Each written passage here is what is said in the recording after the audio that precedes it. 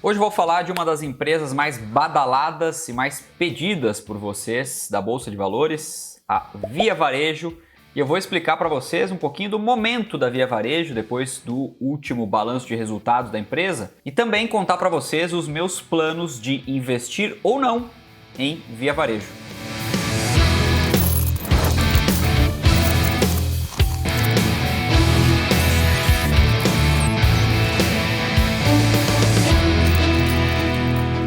Seja muito bem-vindo, esse é o canal A Ótica do Dinheiro, eu sou David Guedes. Se você ainda não era inscrito no canal ou está conhecendo o canal através desse vídeo, já aproveita e se inscreve agora no canal, ativa o sininho das notificações para ficar por dentro de todo o conteúdo postado aqui também. E já que você está fazendo isso, já que a gente está falando sobre inscrição, aproveita também para curtir, deixa o seu like no vídeo porque ele é muito valioso para todos nós. Bom, feito o momento jabá, vamos falar sobre Via Varejo e o seu momento. Que, aliás, diga-se de passagem, não é um bom momento, principalmente quando a gente olha para a cotação da empresa. Eu costumo falar que cotação não é um indicador e não importa tanto, mas a gente consegue fazer uma leitura do que o mercado está enxergando para a empresa também, pelo menos no curto prazo, vendo a cotação. E em se tratando de Via Varejo, dá para entender um pouquinho do sentimento do mercado no momento.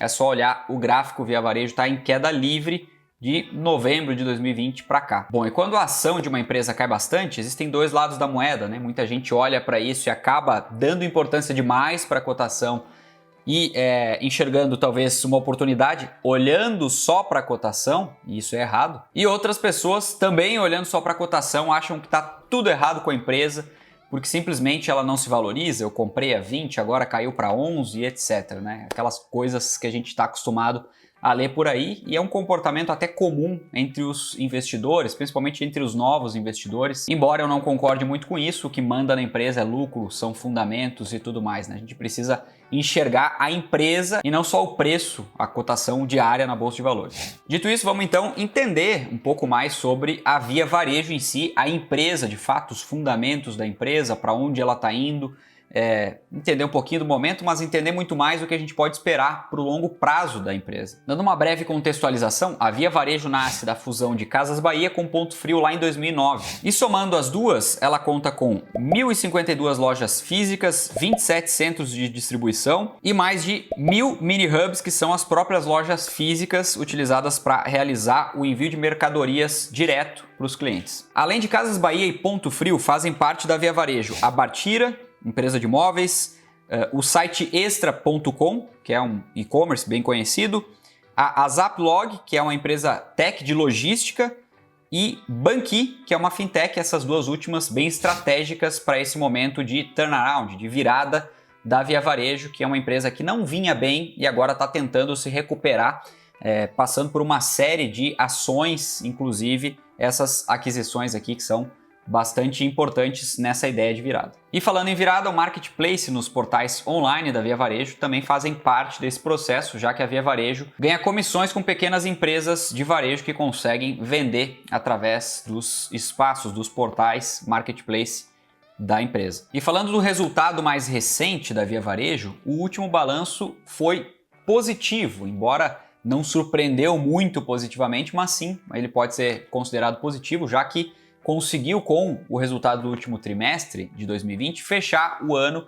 com lucro líquido positivo. E, aliás, eu vou deixar disponível aqui para você, na descrição desse vídeo, um link com um relatório gratuito sobre os resultados do último balanço de Via Varejo e também sobre as perspectivas da empresa. Complementando esse vídeo aqui, recomendo que depois de assistir todo o vídeo você baixe o relatório, que é gratuito. Bom, sabendo que a Via Varejo não é uma empresa que apresenta solidez, consistência nos lucros, nos números, quem compra Via Varejo hoje não compra a certeza de um crescimento. Na verdade, ninguém tem certeza, mesmo em empresas que apresentam um grande histórico de crescimento, mas não compra aquela ideia de que sim, eu estou comprando uma empresa que tende a permanecer crescendo dessa forma, etc., como no caso de empresas mais sólidas, e também não pode esperar dividendos de Via Varejo, já que é uma empresa que oscila muito e agora reverteu de prejuízo para lucro, mas a gente não tem como saber, né?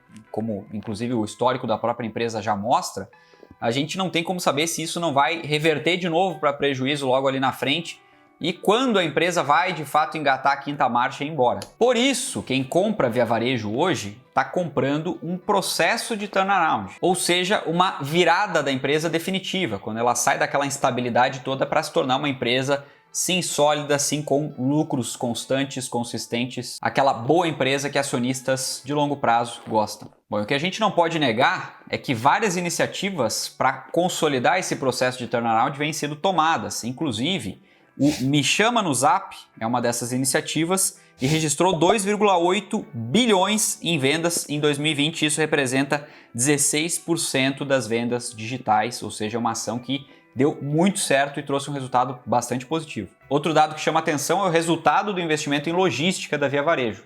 Falei da Zaplog, que é uma empresa tech de logística, e todo o processo de logística da Via Varejo vem evoluindo bastante. Para você ter uma ideia, em 2021, nos meses de janeiro e fevereiro, 15% das entregas ocorreram no mesmo dia, no chamado Same-Day Delivery.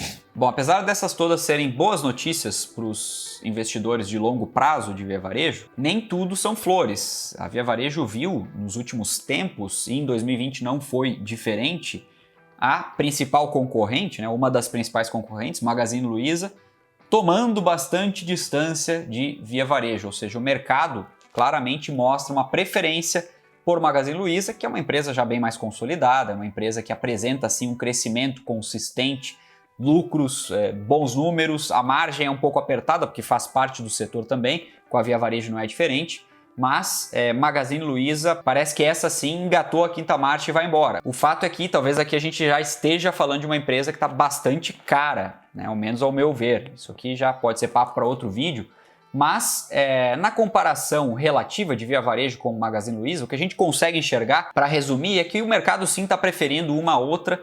Isso é refletido inclusive nos números, Para você ter uma ideia, de janeiro de 2020 para cá, enquanto Magazine Luiza teve valorização de mais de 100%, Via Varejo praticamente ficou no 0 a 0, subindo 2,8% no período. Bom, apesar do castigo recente no preço das ações de Via Varejo, a volatilidade não deve abandonar as ações tão cedo, justamente porque a gente está vivendo um cenário de muita incerteza, tanto para a empresa em si, quanto também para os fatores que envolvem ela, como a incógnita de quanto tempo vai demorar até as coisas voltarem ao normal, até a reabertura da economia, até a volta, ao menos, dos níveis de emprego e renda que a gente tinha antes da crise. E também tem um outro componente aí que envolve esse 2021 de Via Varejo, que é o fim do auxílio emergencial, aquele de R$600, embora a gente tenha agora outras medidas para auxílio emergencial de R$250 aproximadamente, é o que tudo indica isso, mas 600 para 250 é bastante diferente e existe sim, infelizmente, uma piora no nível geral de renda da população aqui no Brasil, o que impacta diretamente